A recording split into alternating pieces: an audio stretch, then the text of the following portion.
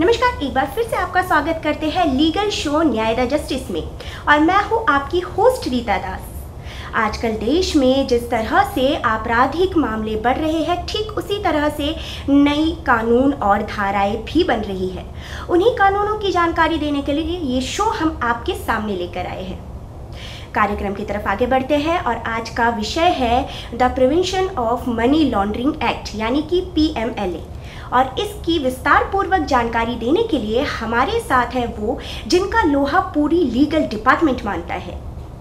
41 वर्षों से बहैसियत वकील, सरकारी वकील और विधि सलाहकार रहे हैं। इन्होंने दिल्ली पुलिस, CBI और ED को बतौर विधि सलाहकार और लोक अभियोजक के रूप में उत्कृष्ट योगदान दिया है।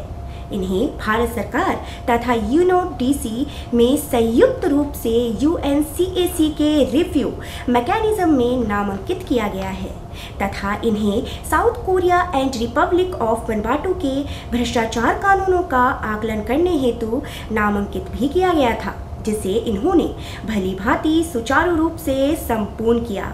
इसी संबंध में इन्होंने UNODC के वियना स्थित कार्यालय में कई सम्मेलनों में भारत का प्रतिनिधित्व किया और सम्मानित हुए। वर्तमान में सार्क लीगल में अधिवक्ता के रूप में अपना योगदान दे रहे हैं। तो आइए स्वागत करते हैं श्री AC सिंह सर का।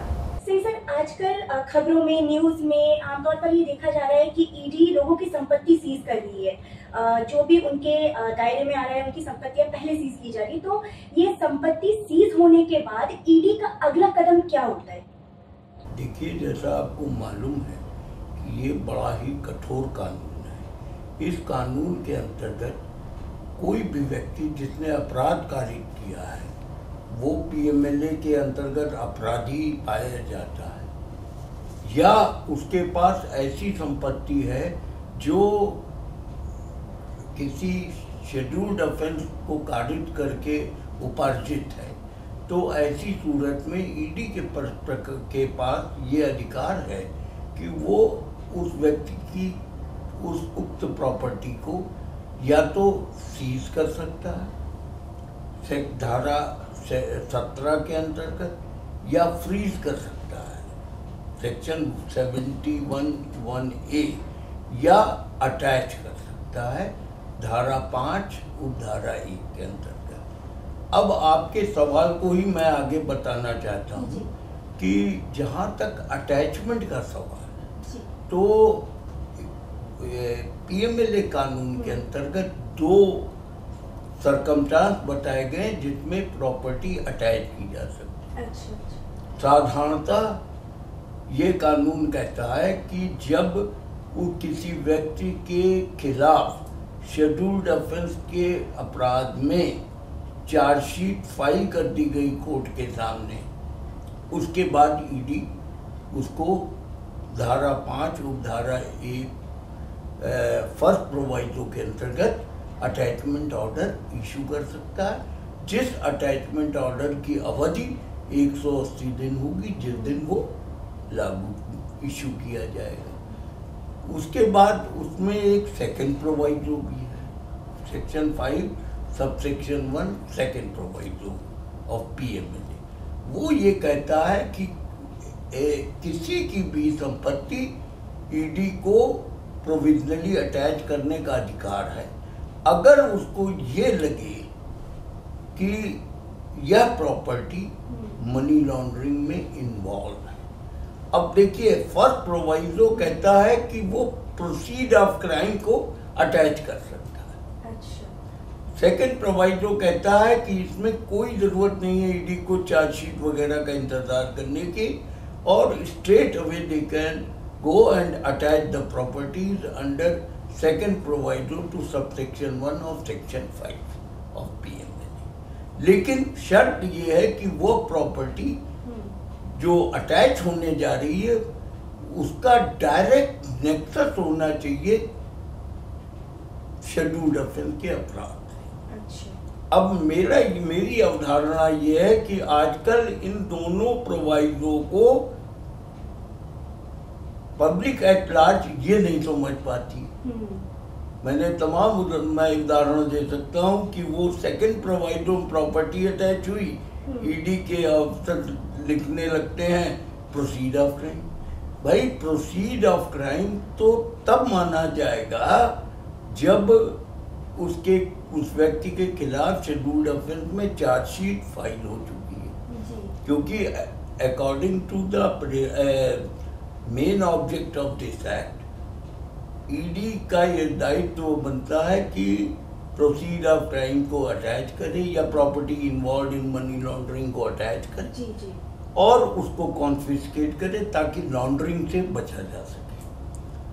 अब लेजिस्लेचर ने 2 वर्डों का इस्तेमाल किया है, एक तो ये है property involve in money laundering और दूसरा है proceed of crime. Proceed of crime has been defined under section 21U of PML, उसमें परिभाषा दी हुई है। अब प्रोसीड ऑफ क्राइम कब बनता है? जब शेड्यूल्ड ऑफेंस में चार्जशीट फाइल हो जाती है। तो बिना चार्जशीट फाइल हुए, जैसे आपने देखा होगा आजकल बाढ़ आई हुई है सेकंड प्रोवाइजो की कि FIR हुई और ईडी ने यहाँ अटैचमेंट प्रक्रिया शुरू कर दी। अब आइए दूसरे पहलू पे आते हैं। जब ईडी चार्जशीट फाइल करती है, ईडी जब अटैचमेंट करती है तो within 30 days statutory time limit है।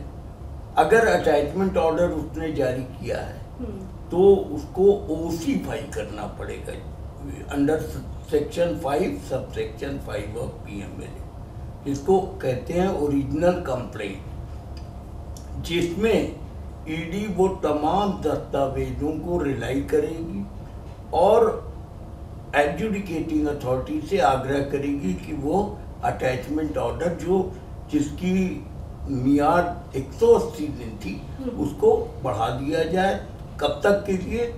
कि चाहे 365 दिन या इस दरमियान अगर ईडी कोई क्रिमिनल कंप्लेंट फाइल कर देता है तो जब तक उसकी समाप्ति नहीं हो जाती। अब यहाँ पे ये सवाल आता है कि जब एडजुडिकेटिंग अथॉरिटी को OC दे दी गई, adjudicating authority has been constituted under section 6 of the PMLA। It is a quasi judicial body, यानी सबसे बड़ा जो कंडीशन है क्वासी जुडिशियल बॉडी की वो ये कहती है कि no one shall remain unhurt, यानी जिसकी भी संपत्ति जब्त की गई है, अटैच की गई है, उस व्यक्ति को या उसके वकील को एडजुडिकेटिंग अथॉरिटी मौका देगी। और मौका कितने दिन का? नॉट लेस देन 30 डेज का। ये सबसेक्शन 1 ऑफ सेक्शन 8 कहता है कि ये बताए कि ये संपत्ति जो अटैच की गई है ये अकाउंटेड है और इसका स्रोत क्या है, कैसे उसने एक्वायर की। अगर वो व्यक्ति बता ले जाता है उसकी संपत्ति छोड़ दी जाएगी। यदि वो नहीं बता पाता है तो कोर्ट उसके एडवोकेट को सुनेगा और सुनने के बाद ये निर्णय देगा कि whether these properties are involve in money laundering. और अगर इस तरह का आदेश पारित करता है तो सेक्शन 8(3)A में वो beyond 180 days up to 365 days, और अगर इस दरमियान ईडी ने कंप्लेंट फाइल कर दी स्पेशल कोर्ट में तो जब तक वो कंप्लेंट का प्रोसिक्यूशन कंप्लीट नहीं हो जाएगा तब तक वो प्रॉपर्टी अटैच होगी। क्यों अटैच रहेगी? इस वजह से अटैच रहेगी कि सेक्शन 8 सब सेक्शन 5 में उसका कॉन्फिस्केशन हो सके। धन्यवाद सिंह सर। तो सुना आपने, कानून सबके लिए बराबर है और उसकी जानकारी होना भी ज़रूरी है। तो इसी के साथ मिलते हैं आपसे अगले एपिसोड में। तब तक के लिए स्वस्थ रहिए, जागरूक रहिए और जय हिंद।